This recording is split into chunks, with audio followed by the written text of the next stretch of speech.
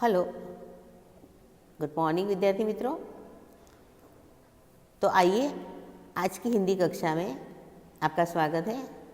हमने आपको lesson number 2 हम भी बने महान पाठ का पठन कराया, उसके बाद पाठ को विस्तार से समझाया, शब्दार्थ और मुहावरों का लेखन करवाया, अभ्यास के प्रश्न 1 से 6 की चर्चा की। आपने शब्दार्थ, मुहावरे और प्रश्नों के उत्तर आपकी कॉपी में लिखे होंगे। अब आप देखिए, प्रश्न नंबर 2 है कि आपने कोई घटना या प्रसंग सुना हो या पढ़ा हो, उसे कक्षा में कहिए। कक्षा में प्रस्तुत की गई घटना का प्रसंग में से किसी एक को अपनी भाषा में लिखिए। बराबर। तो आपको क्या लिखना है? जैसे आप लिखोगे कि भाई रायगढ़ शिवाजी की राजधानी था। शिवाजी भी रायगढ़ के किले में रहते थे।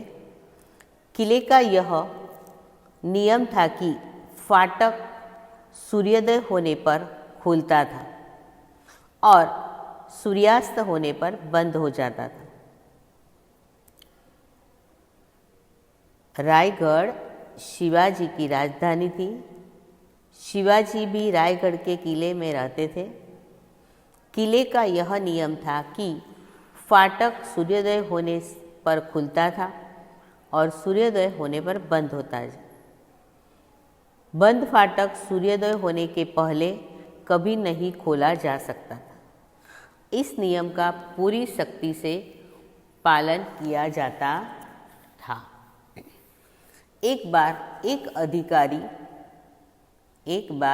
अधिकारी रात को 2 बजे आया और उसने द्वारपाल को फाटक खोलने का आदेश दिया।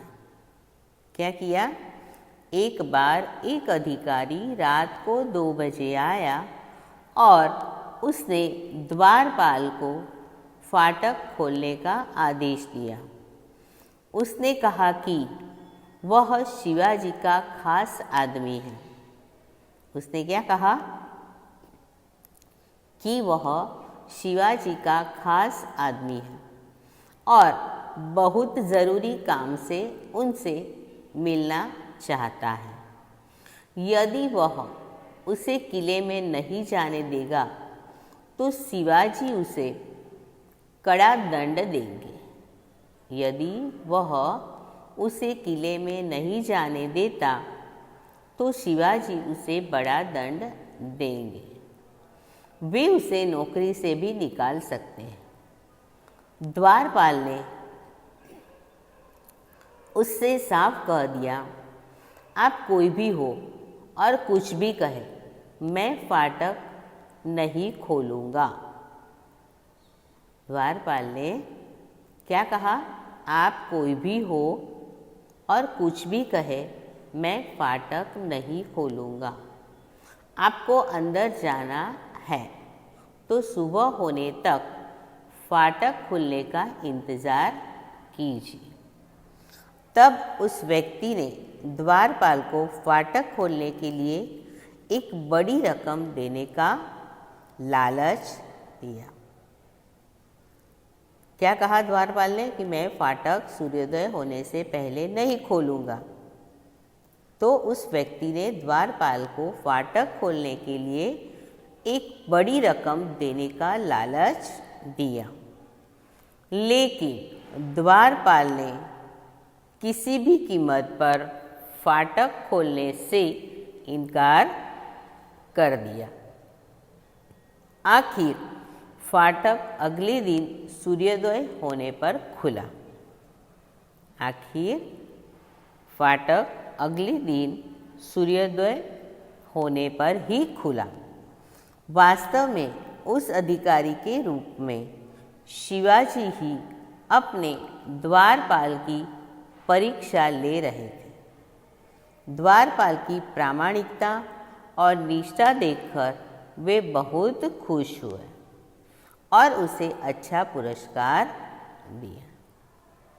वास्तव में उस अधिकारी के रूप में शिवाजी ही अपने द्वारपाल की परीक्षा ले रहे थे। द्वारपाल की प्रामाणिकता और निष्ठा देखकर वे बहुत खुश हुए और उसे अच्छा पुरस्कार दिया। तो विद्यार्थी मित्रों, आपने भी ऐसी कोई घटना या प्रसंग सुना हो या पढ़ा हो तो उसे कक्षा में आपको बताना है, बराबर। और फिर आपकी भाषा में लिखना। जैसे अकबर और बीरबल की भी आप कोई भी एक घटना लिख सकते हो, वो खिचड़ी वाली है ना, हाँ, तो ऐसे आप लिख सकते हो। अकबर और बीरबल की तो बहुत सारी ऐसी घटनाएं हैं जो आपको याद हो, बराबर। कहानी तो आप पढ़ते ही होगे ऐसी, है ना। तो देखिए, उसके बाद प्रश्न नंबर 3 है, चर्चा कीजिए। यदि पक्षी बोल पाते, ये प्रश्न आपको लिखना नहीं है, सिर्फ चर्चा करनी है, ठीक है। तो मैं बोल रही हूँ, उसे आपको सिर्फ सुनना है, ठीक है। यदि पक्षी बोल पाते तो पेड़ों की कटाई के विषय में वे आपसे क्या कहते? तो यदि पक्षी बोल पाते तो वह कटाई के बारे में ये कहते, जैसे अरे भाई, कौवा कह रहा है कि अरे भाई, तुम यह पेड़ क्यों काट रहे हो? यह पेड़ तो हमारा आश्रय स्थान है। फिर कोयल कहती है, इसकी हरियाली देखकर प्रसन्नता के मारे मैं कूकने लगती हूँ। कुहू कुहू करती है ना कोयल। फिर तोता क्या कहता है? इसी पेड़ की डाली पर मेरा बचपन बीता है। तोता क्या कहता है? इसी पेड़ की डाली पर या डालों पर मेरा बचपन बीता है। कृपा कर इसे मत काटो। अरे ये पेड़ तो धरती के बेटे हैं। क्या कहती है कि तोता क्या कहता है? कृपा कर इसे मत काटो। अरे ये पेड़ तो धरती के बेटे हैं। इन्हें काटने से धरती माँ रुष्ट हो जाती है। क्या हो जाती है? रुष्ट हो जाती है, दुखी हो जाती है। जहाँ घने पेड़ होते हैं, जंगल होते हैं, वहाँ अच्छी वर्षा होती है। जहाँ घने यानी बहुत घटादार, घने पेड़ यानी बहुत सारे, ज़्यादा होते हैं, जंगल होते हैं, वहाँ अच्छी वर्षा होती है। केवल हम पक्षी ही नहीं, सभी प्राणी जल से ही जिंदा है। हम और सभी प्राणी जल से ही जिंदा है। आजकल जहाँ सूखा पड़ता है, उसके लिए वहाँ के पेड़ों की कटाई ही जिम्मेदार है। जैसे सूखा मतलब बारिश नहीं होती है, पूरी जगह क्या हो जाती? बंजर हो जाती है। और बंजर ज़मीन पर यानी कि बंजर जगह पर बारिश कम होती है। तो आजकल जहाँ सूखा पड़ता है यानी कि बारिश नहीं होती है, उसके लिए कहाँ वहाँ के पेड़ों की कटाई ही जिम्मेदार है। यदि आपने उस जगह पर सारे जितने भी पेड़ थे वो काट डाले, अब वो जगह कैसी हो गई? वीरान हो, है ना। तो वो क्यों हुआ ऐसा? क्योंकि पेड़ों की कटाई हमने की थी, इसलिए पेड़ों की कटाई ही जिम्मेदार है।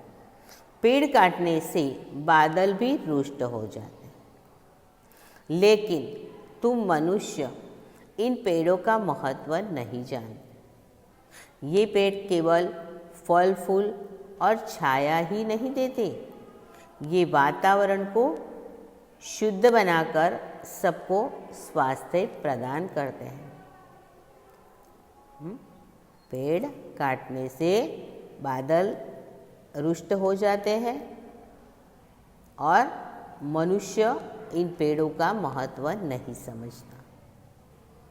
केवल फल फूल और छाया ही पेड़ नहीं देते, ये वातावरण को शुद्ध बनाकर सबको स्वास्थ्य प्रदान करते। कौवा कहता है, मुझसे मैं समझता हूँ कि तोता भाई ने तुम्हें पेड़ों का महत्व अच्छी तरह समझा दिया। अब तुम पेड़ फाटक काटने की बात कभी नहीं सोचोगे। कौवे ने क्या कहा? तोते भाई ने तुम्हें पेड़ों का महत्व समझाया, अब तुम पेड़ काटने की बात कभी नहीं सोचोगे। कोयल कहती, हाँ, तुम पेड़ काटोगे तो मैं कहाँ बैठकर मधुर गीत गाऊंगी? मेरी बोली की मिठास से ही तो आमों में मिठास आती है। पेड़ न होंगे तो बसंत कहाँ आएगा? इसलिए मेरे भाई, पेड़ों को जिंदा रहने दो। वे जिंदा है तो सबकी जिंदगी सुरक्षित है। तो विद्यार्थी मित्रों, इस प्रकार आपको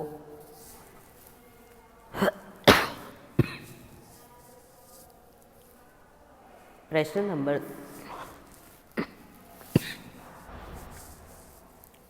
2, यदि धरती बोल पाती तो मनुष्य के बारे में ईश्वर से क्या शिकायत करती? तो ऐसे ही आपको, जैसे मैंने पहले कहा, तो वैसा ये प्रश्न नंबर 2 जो है वो आपको सोच समझकर धरती मनुष्य से ईश्वर के बारे में क्या शिकायत करती है वो आप आपके मन से क्या करना,